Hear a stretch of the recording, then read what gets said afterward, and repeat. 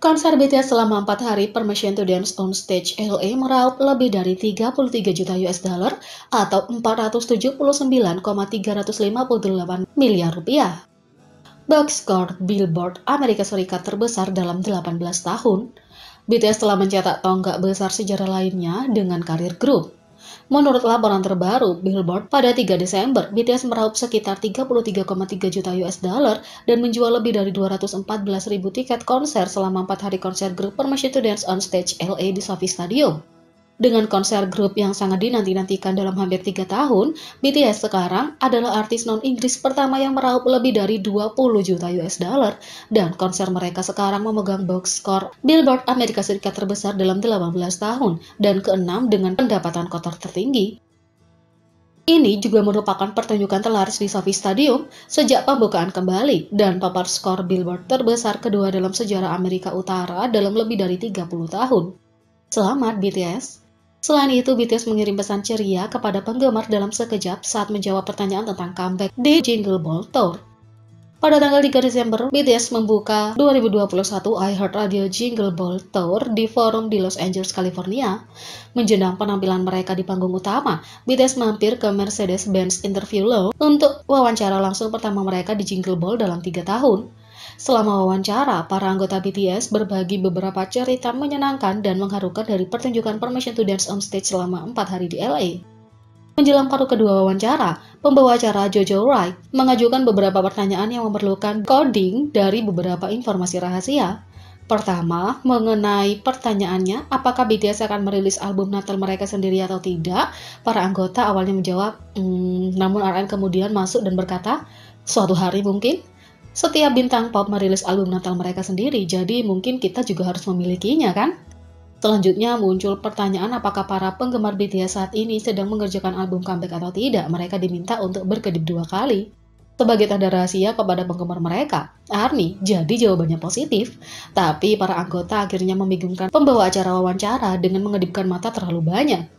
Sekali lagi, untuk pertanyaan lain yang terkait dengan rencana tur dunia BTS 2022, alih-alih berkedip 3 kali untuk sinyal, anggota BTS memutuskan untuk berkedip berulang kali, mengirim pesan samar pada ARMY.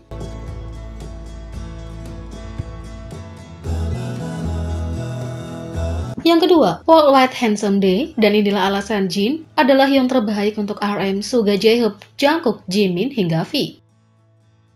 Ketika ditanya tentang alasan Jin menjadi yang terbaik BTS, RM menjelaskan bahwa dia melihat Hyungness Jin ketika dia meringankan beban di pundak RM sebagai pemimpin grup. Selain itu, Jin membantu RM memimpin grup ketika dia terkadang mengambil alih tanggung jawab sebagai Hyung untuk adik laki-lakinya. Selain itu, V berpikir bahwa Jin menunjukkan sisi Hyungnya ketika dia berbicara atas nama BTS kepada agensi. Jin sering mengambil tanggung jawab untuk mewakili rekan-rekannya jika memungkinkan. Dia juga penasehat yang baik. J-Hope menjelaskan bahwa dia harus meminta nasihat Jin dan dia sering memberikan yang sangat bagus. Jimin berkata, kalau dia harus pergi ke suatu tempat, dia akan memilih Jin untuk menemaninya karena dia menyenangkan untuk bersama. Tapi, Jimin menambahkan bahwa meskipun dialah yang paling tua, dialah yang paling banyak merengek. Suga menceritakan bahwa dia dan Jin adalah teman sekamar. Dia mengatakan Jin suka membersihkan dan menjaga segala sesuatunya teratur, menamainya teman sekamar terbaik. Lebih penting lagi, Jin sering ditemukan sebagai orang yang selalu menghibur para anggota hingga penggemar.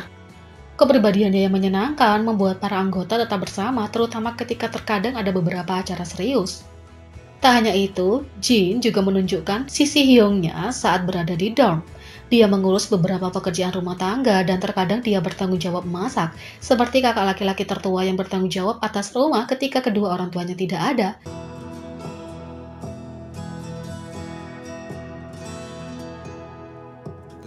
Banyak selebritas menyebut Jimin selama konser BTS Permission to Dance on Stage LA. Jimin kembali mengantongi gelar Super Celeb of Celeb menurut media Korea. Gelar tersebut muncul karena perhatian besar yang diterima Jimin dari selebriti di seluruh dunia. Pada tanggal 25 November, media Korea menerbitkan sebuah artikel tentang bagaimana Jimin menerima perhatian khusus dari bintang-bintang top karena kehadiran panggungnya yang tak tertandingi. Lagu-lagu yang mengharukan dan kecantikannya seperti dewa, secara khusus menyebut nama-nama besar seperti Lizzo, Sam Stockman, dan Tetris Kelly. BTS berangkat ke Los Angeles, Amerika Serikat pada 17 November dengan berbagai kegiatan pada jadwal akhir tahun mereka, termasuk menghadiri AMA baik sebagai penampil dan nominasi, tampil sebagai tamu di The Late Late Show CBS bersama James Corden, tampil di iHeartRadio Jingle Ball, dan tentu saja menggelar konser 4 malam yang baru saja berakhir pada 3 Desember. Sepanjang perjalanan langsung dari bandara dan melalui semua aktivitas yang dilakukan BTS, Jimin telah menerima banyak sekali mention dari para penggemar selebriti. Semuanya mengaguminya, baik karena kemampuan penampilannya dalam menyanyi dan menari atau visualnya. Perhatian meningkat selama berhari-hari konser, dengan banyak selebriti memposting di platform media sosial mereka tentang Jimin.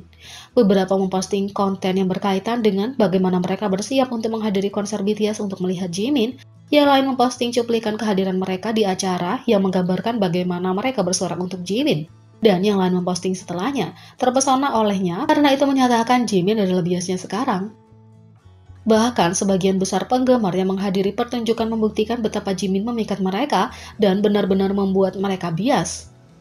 Beberapa bahkan meninggalkan pertunjukan dengan mengubah bias mereka kepada Jimin.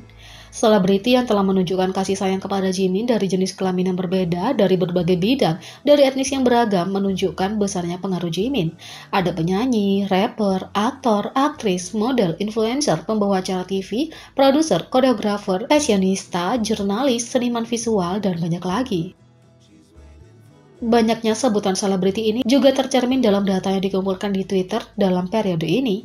Data menunjukkan bahwa selama periode yang sama di konser BTS dari 27 November hingga 4 Desember, Jimin muncul sebagai anggota BTS yang paling banyak disebutkan di Twitter. Nama dan nama panggungnya, Jimin, yang telah dibisukan di Twitter selama sekitar 2 tahun sekarang, punya jumlah penyebutan tertinggi dengan 7 juta, sedangkan Jimin punya 3,9 juta, memberikan total 10,9 juta penyebutan hanya untuk 2 versi namanya. Dalam hal keterlibatan, Jimin punya 39,6 juta, dan Jimin punya 21,8 juta, dengan total 61,4 juta sebutan.